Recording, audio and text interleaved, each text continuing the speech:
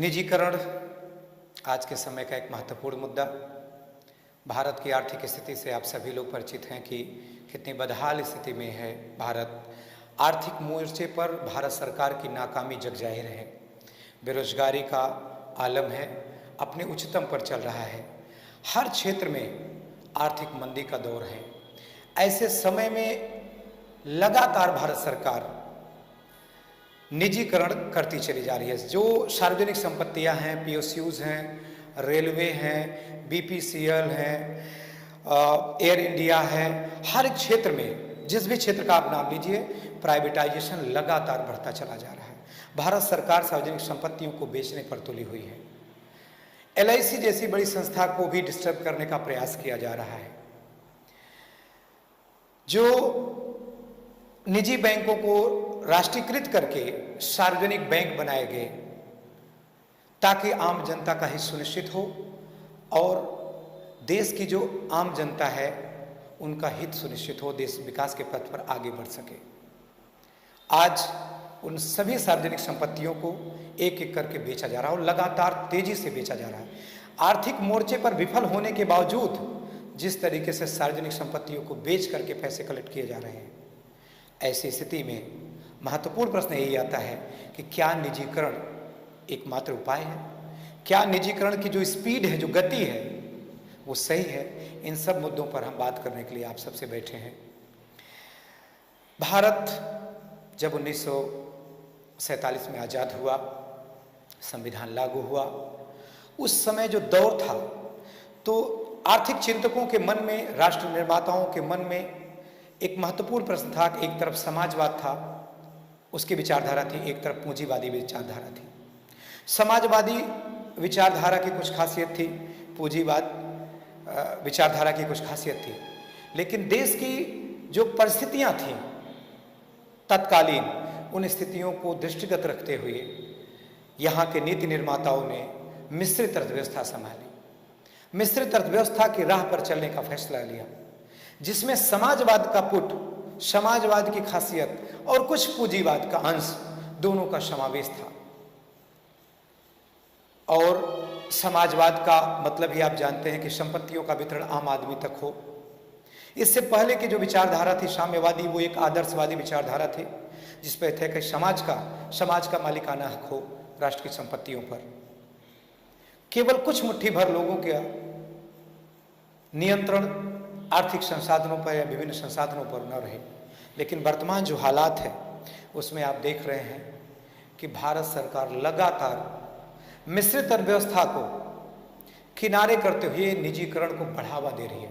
और निजीकरण को सीधे सीधे आप पूंजी वर्ग से, पूंजीवाद से जोड़ सकते हैं और यूं कहें कि दूसरे मायने में पूंजीवाद ही निजीकरण है और निजीकरण ही पूंजीवाद है। ऐसी विषम परिस्थिति में आखिर क्यों मिश्रित अर्थव्यवस्था, जिसको बड़े चिंतन के बाद अपनाया गया था भारत की स्थितियों के अनुकूल, और भारत काफी अच्छी तरीके से निकल करके एक ऊपर की स्थिति में पहुंचा था। यद्यपि निजीकरण की शुरुआत 1990 के दशक में नरसिम्हा राव के कार्यकाल में, मनमोहन सिंह के समय में प्राइवेटाइजेशन की शुरुआत की गई। शुरुआत तो हुई, इसके लिए निजीकरण के लिए परिस्थितियों, बदलती हुई परिस्थितियों के समय में कुछ चीजें अपरिहार्य हो जाती हैं। मामला निजीकरण के सीधे सीधे विरोध का नहीं है, मामला निजीकरण की मात्रा का है। कितनी मात्रा में निजीकरण होना चाहिए? ऐसी स्थितियों में कांग्रेस ने निजीकरण शुरू किया और यहां तक की स्थितियां फैली कि भारत सरकार में जब अटल बिहारी वाजपेयी की सरकार आई तो उन्होंने सार्वजनिक संपत्तियों को बेचने के लिए निजीकरण की तरफ आगे बढ़ते हुए विनिवेश मंत्रालय तक का गठन कर डाला।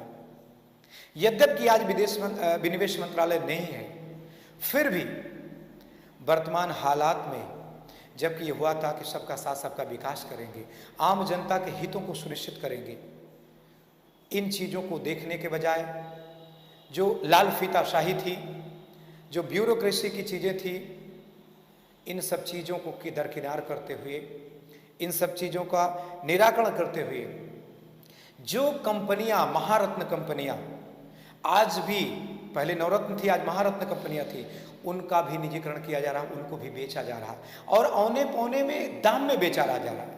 समस्या तो ये है कि जो कंपनियां लाभ दे रही हैं लगातार, महारत्न कंपनियां हैं, नवरत्न कंपनियां हैं, ऐसी संस्थाओं को भी बेचा जा रहा है सिर्फ निजीकरण के नाम पे, पूंजी अर्जित करने के नाम पे। आखिर कैसी विफलता है? ये जो विषम स्थितियां जारी हैं लगातार, अगर इन सारी चीजों को हम ध्यान से देखें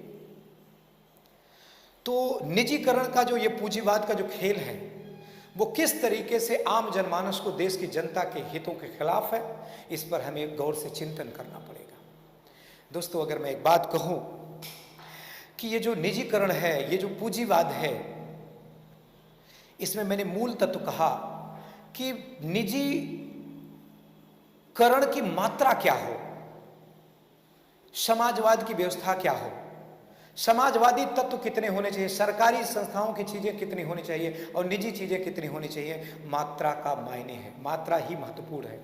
लेकिन आज सरकारी तत्व जो समाजवादी व्यवस्था है, सरकारी तत्व रहा है, सरकारी संस्थान रहे हैं, सरकारी जो आधिपत्य या नियंत्रण रहा है, उसको लगातार घटाते हुए पूंजीवाद को लगातार बढ़ाया जा रहा है। ये जो पूंजीवाद का तेजी से विस्तार है, समस्या ये है। हम निजीकरण के खिलाफ नहीं हैं, लेकिन निजीकरण की मात्रा के खिलाफ है। निजीकरण समय परिस्थिति के अनुसार संसार में जो आर्थिक स्थितियां होती हैं, कुछ न कुछ बदलाव अपरिहार्य होते हैं। लेकिन क्या भारत की स्थिति यूरोपीय कंट्रियों के बराबर है? यूएसए या जो विकसित राष्ट्र हैं उनकी स्थिति के अनुरूप हमारा देश है, हमारे देशों की जनसंख्या है या हमारे देश की आम जनता की स्थिति है? क्या हमारी आर्थिक मोर्चे की मजबूती यूरोपीय कंट्रियों या विकसित राष्ट्रों के बराबर है या उसके अनुसार है? क्या भारत में की बेरोजगारी, भारत में जो युवाओं की बेरोजगारी है, बेरोजगारी क्या यूरोपीय देश या विकसित राष्ट्रों के समतुल्य है? आखिर क्यों विकसित राष्ट्रों का नजारा देखते हुए, उनसे समता स्थापित करते हुए ज्यादा से ज्यादा मात्रा में निजीकरण किया जा रहा और पूंजीवाद को लगातार बढ़ाया जा रहा? इन स्थितियों पर गौर करना पड़ेगा। आखिर सोचिए, जो सार्वजनिक संपत्तियां भारत सरकार लगातार बेच रही है, रोज आप देखते हैं औने पौने दाम में बेच रही है। आखिर अगर ये कह रही है कि ये आर्थिक मोर्चे पर विफल हैं, सरकारी संस्थाएं सही से काम नहीं कर रही हैं, वो दिवालिया हो रही हैं, उनकी आर्थिक स्थिति बदहाल है, तो फिर आप बताइए कि फिर महारत्न कंपनियां और नवरत्न कंपनियों को भारत सरकार क्यों बेच रही है? दूसरा, अगर बदहाल है तो जो व्यापारी लाभ आधारित है, जिसकी प्राथमिकता ही लाभ आधारित होता है, जनहित उसकी प्राथमिकता नहीं होता है, समाज हित उसकी प्राथमिकता नहीं होता है, जिस व्यापारी या पूंजीपतियों का, वो पूंजीपति आखिर आर्थिक रूप से बदहाल कंपनी को क्यों खरीदेगा? आपको ध्यान से समझना पड़ेगा। इसका जवाब भारत सरकार के पास नहीं है। ये जो स्थितियां हैं, इन स्थितियों में हमें आपको चिंतन करना पड़ेगा कि इस निजीकरण से समस्या क्या होने वाली है। इसमें से सबसे बड़ी समस्या ये हो रही है कि जो आर्थिक स्रोत हैं, संसाधन हैं, इन पर पूंजीवादी वर्गों का कब्जा हो जाएगा। कुछ मुट्ठी भर लोग और देश की बहुसंख्यक आबादी गरीब होती चली जाएगी। जो आर्थिक विषमता है, जो आर्थिक खाई है, दो वर्ग रहेंगे, एक उच्च वर्ग पूंजीपति वर्ग और एक आम और निम्न वर्ग रहेगा।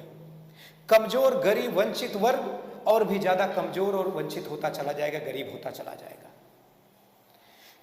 और ये जो पूंजीवाद है, निजीकरण होने पर जो नौकरियां थी, सरकारी नौकरियों की संख्या तो घटेगी ही घटेगी, अनएम्प्लॉयमेंट भी बढ़ेगा, बेरोजगारी भी बढ़ेगी, शोषण भी बढ़ेगा। पूंजीपति, उद्योगपति, निजी व्यक्ति वो जब देखेंगे कि श्रम की अधिकता होगी, बेरोजगारी बढ़ेगी, तो श्रम के अनुपात में जो मूल्य मिलना चाहिए, जो वेतन मिलना चाहिए, वो भी वेतन नहीं मिल पाएगा और आम जनता के श्रम का शोषण होगा। ये भी एक बहुत बड़ा प्रश्न है आखिर। और दूसरी चीज, जो सार्वजनिक संपत्तियों का निर्माण हुआ है, जिसमें आम जनता का धन लगा, उनके टैक्स का धन लगा है, उसको बेचने का अधिकार कैसे सरकार को हो जाता है? आखिर जनता उसकी मालिक होती है। भले ही जनता ने इनको चुन करके भेजा, लेकिन जिस तरीके से ये आम जनता के हितों के खिलाफ काम कर रहे हैं, क्या ये न्यायोचित है? क्या इस तरीके से निजीकरण करना न्यायोचित है? अगर आप ये सब कुछ को ध्यान दें तो आप देखेंगे कि निजीकरण किसी भी कीमत पर भारत की जनता की जो स्थितियां हैं उन स्थितियों में कतई स्वीकार्य नहीं है।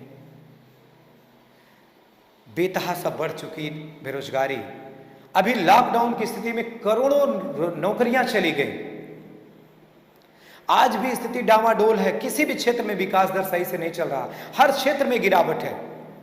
जीडीपी और विकास की दर अगर आप देखेंगे तो उसकी हालत खस्ता है, निगेटिव जा चुकी है, नकारात्मक है उसकी वृद्धि दर। लेकिन फिर भी सरकार बेताब है सरकारी संस्थाओं को, सार्वजनिक संपत्तियों को बेचने के लिए। तो क्या ऐसी सरकार की नीतियों की आलोचना नहीं होनी चाहिए? क्या इस पे जवाब सवाल नहीं होना चाहिए? फिर भी तुर्रा ये कि आज विपक्ष जो अपने आप को विपक्ष कहता है, चाहे वो कांग्रेस हो, आखिर निजीकरण की जननी कांग्रेस ही रही है, चाहे कांग्रेस हो, सपा हो, भाजपा हो, कोई भी और वामपंथी दल हो, कोई भी मुखालफत इसकी खुल करके नहीं कर रहे हैं। जन अधिकार पार्टी, भागीदारी संकल्प मोर्चा जैसे नेता लगातार ज्ञापन देते जा रहे हैं सरकार को, जिलाधिकारियों के माध्यम से, तहसीलों के माध्यम से लगातार इस पे बोल रहे हैं, बात कर रहे हैं। लेकिन फिर भी क्या सरकार के कान पे जूं रेंग रही है? क्या और जो विपक्ष की बात करते हैं कि हम विपक्ष की भूमिका में हैं, वो इस बात को उठा रहे हैं? नहीं उठा रहे हैं। ये जो आरक्षण भी है एससी एसटी ओबीसी का, जो शोषित और वंचित वर्गों की हिस्सेदारी की बात रही, जो सरकारी संस्थाओं में सुनिश्चित की जा रही है, और जो सरकारी संस्थाओं में नौकरियों की एक श्योरिटी होती है, वो भी खत्म हो रही है। आरक्षण नहीं देना पड़ेगा इसलिए तो कुछ ही लोगों को सभी उच्च जगहों पर उनको रखा जाएगा, भाई भतीजावाद बढ़ेगा, और जिनका पहले से उच्च संस्थानों पे, उच्च जगहों पे कब्जा है, वही लोग और कब्जा करते चले जाएंगे। तो आखिर जो देश की आम जनता है, जो बहुसंख्यक आबादी है, उनके बच्चों का क्या, उनके हक अधिकार का क्या? और जिस तरीके से मनमाना श्रम कानून अभी लॉकडाउन के समय में बनाया गया है, ये पूंजीवाद को ही सशक्त करेगा। और जो ट्रेड यूनियनों पर प्रतिबंध लगाया गया, यह भी आम जनता के हितों के खिलाफ होगा, कर्मचारी वर्ग और श्रमिक वर्ग के खिलाफ होगा, और मनचाहा शोषण होगा। इसलिए आइए, जन अधिकार पार्टी, भागीदारी संकल्प मोर्चा जो इसकी लड़ाई लड़ रहे हैं, हम और आप, या जो भी इसकी लड़ाई लड़ रहे हैं, जो सामाजिक संगठन, जो भी संगठन, प्रेशर ग्रुप, मिल करके आवाज उठाएं कि निजीकरण किसी भी कीमत पर राष्ट्र के हित में और आम जनता के हित में नहीं है, देश की बहुसंख्यक आबादी के हित में नहीं है, कमजोर, शोषित, वंचित तबकों के हित में नहीं है। ऐसी स्थिति में आप सबका आह्वान करते हुए मैं बात खत्म करना चाहता हूं कि निजीकरण वर्तमान समय की बहुत बड़ी समस्या है। बहुत तेजी से निजीकरण सरकार कर रही है, सिर्फ इसीलिए कि जो आरएसएस की विचारधारा, जो आर्थिक नीति है, उसको लागू करने का प्रयास किया जा रहा है। और देश की संपत्तियों का जो वितरण जमीन तक, नीचे तक होना चाहिए था, जो विकेंद्रीकरण होना चाहिए था, जिससे आम वर्ग तक, आम जनता तक संपत्तियों का, संसाधनों का वितरण होता, उनके बच्चे आगे बढ़ पाते, वो अच्छी शिक्षा, अच्छा स्वास्थ्य ले पाते और बेरोजगारी की स्थिति न रह पाते। लेकिन भारत सरकार को इन चीजों से लेना देना नहीं है। ऐसी स्थिति में भारत सरकार के इस मिशन की, इस निजीकरण की नीति की पुरजोर तरीके से, पुरजोर शब्दों में हम आलोचना करते हैं, उसकी मुखालफत करते हैं और उसके खिलाफ आंदोलन की। जैसे ही लॉकडाउन खत्म होता है, सड़क पर उतर करके लड़ाई लड़ी जाएगी। फिर भी हम लोग अगर देख सकते हैं, अपने मैं यूपी की बात करूं तो जन अधिकार पार्टी लगातार पिछले 10 सोमवार से हर सोमवार को सभी तहसील और जिला मुख्यालयों पर राष्ट्रपति और राज्यपाल को संबोधित ज्ञापन दे रहे हैं। और ये जो लड़ाई लड़ रही है, उस लड़ाई के साथ हम सभी को खड़ा होना पड़ेगा। जो जो इसकी आवाज उठा रहे हैं, उसके खिलाफ हमें, उसके पक्ष में हमें खड़ा होना पड़ेगा। अन्यथा भारत सरकार, आरएसएस जैसी जो ये नीतियां हैं, वो हमारे देश को खोखला बना देगी, कमजोर बना देंगी, वंचित और शोषित वर्ग को इतना नीचे कर देगी कि आर्थिक रूप से गुलामी का दौर शुरू हो जाएगा और आम जनता उनकी हरवाही करने के लिए बाध्य हो जाएगी। ऐसी स्थिति में आने वाली पीढ़ियों के भविष्य के लिए, राष्ट्र के निर्माण के लिए, देश की जनता के हित के लिए हम सबको अपनी आवाज बुलंद करनी होगी। इसी जोश और जज्बे के साथ आप सभी को धन्यवाद, नमस्कार। इस आवाज को लगातार आगे बढ़ाइए। नमस्कार। जय हिंद, जय भारत, जय संविधान।